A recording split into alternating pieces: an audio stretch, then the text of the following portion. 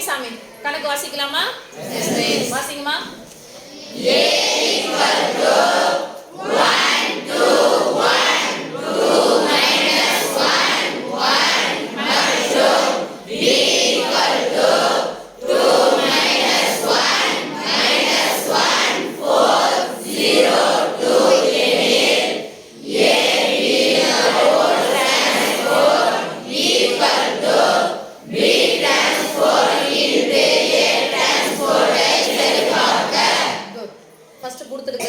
நமக்கு தெரியும், இது அணிகள். எத்தனை அணிகள் கொடுத்துருக்காங்க? ஒரு அணி பேரு ஏ, இன்னொரு அணி பேரு பி. இந்த டிரான்ஸ்போர்ட் அப்படின்னா சாமி என்ன பண்ணணும்? நிறை நிரல் நிறை மாற்ற அணியா, நிறை நிரல் மாற்ற அணியா? நிறை நிரல் மாற்ற அணி. அவ்வளவுதான் சாமி. படுத்துங்கிறத நிக்க வச்சு எழுதுங்க, நின்னுங்கிறத எதனா ஒண்ணு எழுதுனா போதும். படுத்துட்டு இருக்கிறத நிக்க வச்சு எழுதுனாவே சரியா போச்சு. ஸோ கொடுக்கப்பட்டிருக்கிற அணியை ஃபர்ஸ்ட் நம்ம எடுத்து எழுதிக்கிறோம். ஏ என்ற அணி நம்பர் சொல்லுங்க பார்க்கலாம் சாமி. 1 2 1 2 அடுத்து பி என்ற அணி சொல்லிடுங்கம்மா. 2 1 1 4 0 2. ஓகே, ஃபர்ஸ்ட் கொடுக்கப்பட்ட அணியினுடைய வரிசை எழுதணும். எத்தனை வரிசை இருக்குன்னு பார்க்கணும். ஃபர்ஸ்ட் நம்ம கணக்கு பண்ண வேண்டியது நிறையா நிரலா. சத்தமோ சொல்றீங்க, சொல்லுங்க. எதை கணக்கு பண்ணோம்னா எத்தனை நிறை இருக்குன்னு சொல்லுங்க. நிரல் எத்தனை இருக்குது? ஏ என்ற அணியின் வரிசை 2/3. அடுத்தது பி என்ற அணியின் வரிசை 3/2. இங்க பாருங்க சாமி, ஏபி என்னது? ஏ என்ற அணியையும் பி என்ற அணியையும் பெருக்கணும் ஃபர்ஸ்ட்.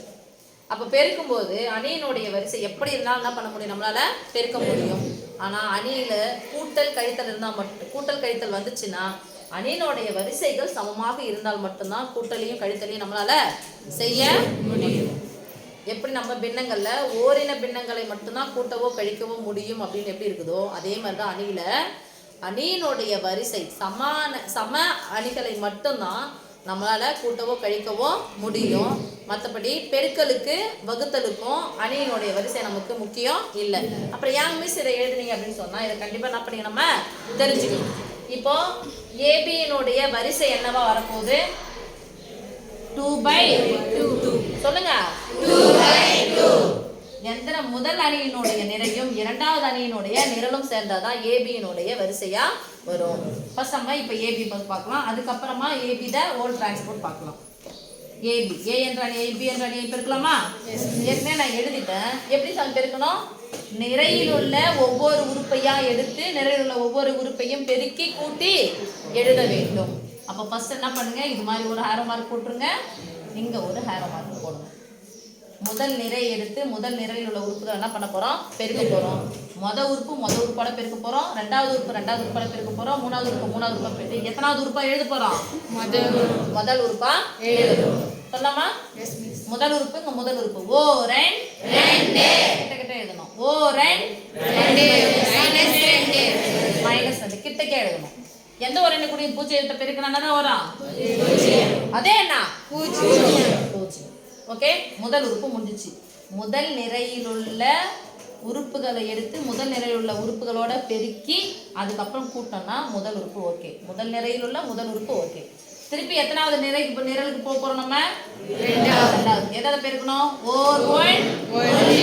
கொஞ்சம் கேப் விட்டுக்கணும். என்ன 1 4 2 8. என்ன 8?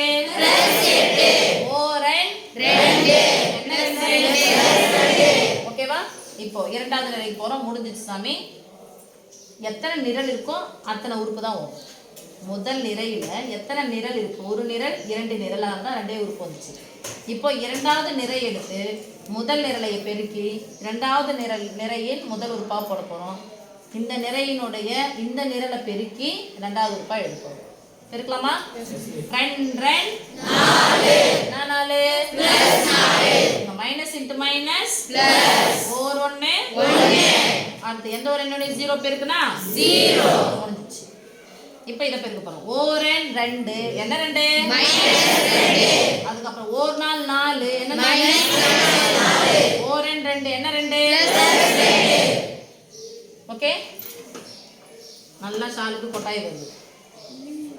+2 -2 குறிகள் வேற மாதிரி இருக்கு, ஒரே மாதிரி நம்பர் இருந்தா கேன்சல். என்ன வந்துரும் அப்போ 0. இங்க பாரு சாமி, ஈஸியா போட்டுக்கலாம். 2 ல இருந்து 1 கழிச்சா எவ்வளோ 1. 2 ல இருந்து 1 கழிக்கணும் தானே. 2 ல இருந்து 1 கழிச்சா 1. 1 கூட 8 கூட்டினா 9. 4 கூட 1 கூட்டினா 5. 5 கூட 0 கூட்டினா 5. +2 -2 கேன்சல் ஆயிடுச்சு, அதாவது 0. இங்க என்ன இருக்குது -4. நம்ம சொன்னோம்ல, நல்லா தெரிஞ்ச பசங்களா இருந்தா எத்தனை நிறை இருக்குது 2. எத்தனை நிரல் இருக்குது 2. இதெல்லாம் சொல்லுவோம் 2/2. அதான் ஏபியினுடைய வரிசை ஒன் வேர்ட்ல கேட்டாங்கன்னா ஈஸியா தெரியும். ஏபி என்ற அணியின் வரிசையானது 2/2. முதல் அணியின் நிறையையும் இரண்டாவது அணியின் நிரலையும் கொண்டு வரும்.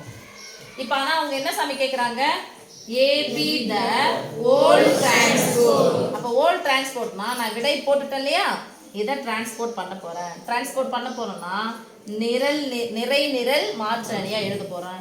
அப்ப சொல்லுங்க பார்க்கலாம். இப்படி படுத்துட்டு கிடக்கிறத நேரா எழுத போறோம். 0 9 படுத்துட்டு இருக்கு, நம்ம நிக்க வச்சிடலாமா. 0 9 எங்க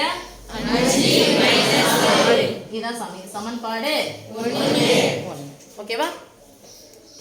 அடுத்தது இந்த சைடு பார்க்க போறோம். பி டிரான்ஸ்போர்ட் இன்டு ஏ. எனக்கு பி தெரியும் ஆனா டிரான்ஸ்போர்ட் தெரியாது, எழுத போறோம். ஏ தெரியும், ஏ டிரான்ஸ்போர்ட் தெரியாது, மாத்தி எழுத போறோம். ரெண்டுத்தையும் என்ன பண்ண போறோம், பெருக்க போறோம். என்ன பண்ண போறோம், பெருக்கலாமா. Yes miss. அப்ப இல்ல ஏ சைடு லைட் ஆஃப் பண்ணு.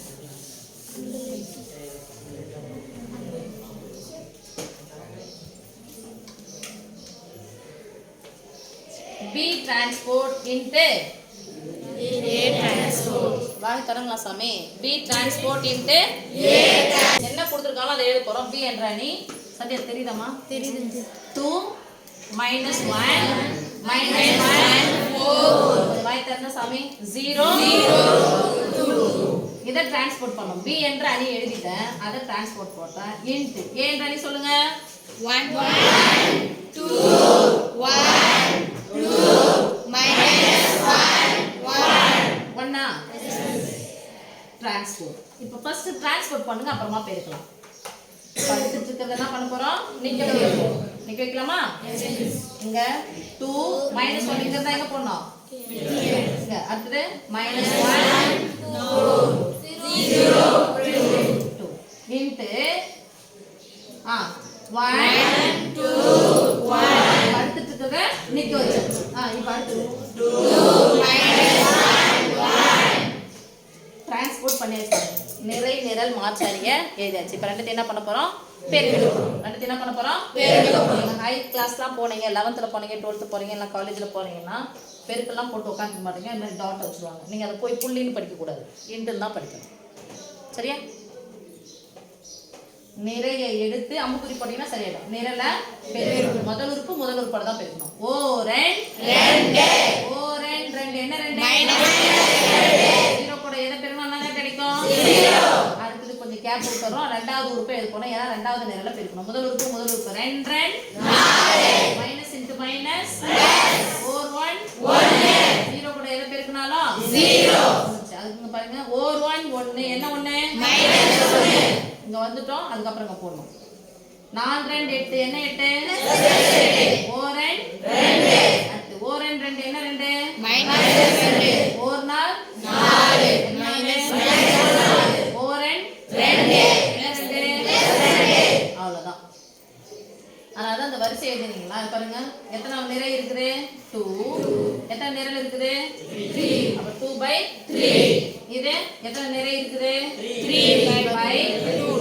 அப்ப இதனுடைய வரிசை என்னவா இருக்கும், முதல்ல நிறையையும் ரெண்டாவது அணியும் நிரல் எடுத்துக்கணும். 2/2. மிஸ் இதை எழுதணுமா மிஸ்ன்னா எழுத வேண்டிய அவசியம் இல்லை. ஆனால் ஒன் வேர்ட்ல கேட்டாங்கன்னா தெரிஞ்சுக்கணுன்றதுக்காக ஒரு கேள்வி எடுத்தோம்னா அதில் என்னென்னலாம் கேட்பாங்க அப்படிங்கிறத தெரிஞ்சுக்கிறோம். சரியா. என்ன 2 இது குறிகள் வேற மாதிரி இருக்கு. பெரிய சின்ன கைனா 2 இன்னும் ஒரே மாதிரி தான். அப்ப என்ன ஆயிடுச்சு 0 ஆயிடுச்சு. அப்ப என்ன இருக்குங்க 0. 4 கூட 1 குட்டி 1 கூட 0 கூட்டினா 5. இங்க பாருங்க 2 ல இருந்து 1 கழிச்சிட்டா 1 1 கூட 8 கூட்டினா 9. இங்க +2 -2 கேன்சல். இங்க என்ன இருக்குது 4. இது என்னது சமன்பாடு 2. சோ சமன்பாடு 1 மற்றும் 2 இருக்குது. 1 மற்றும் 2 இருக்குது. ஒண்ணாவது சமன்பாடு லெஃப்ட் சைடு என்ன இருக்குன்னு பாருங்க சார். ரைட் சைடுல என்ன கிடைச்சிருக்கு பாருங்க. 0 5 9 -4.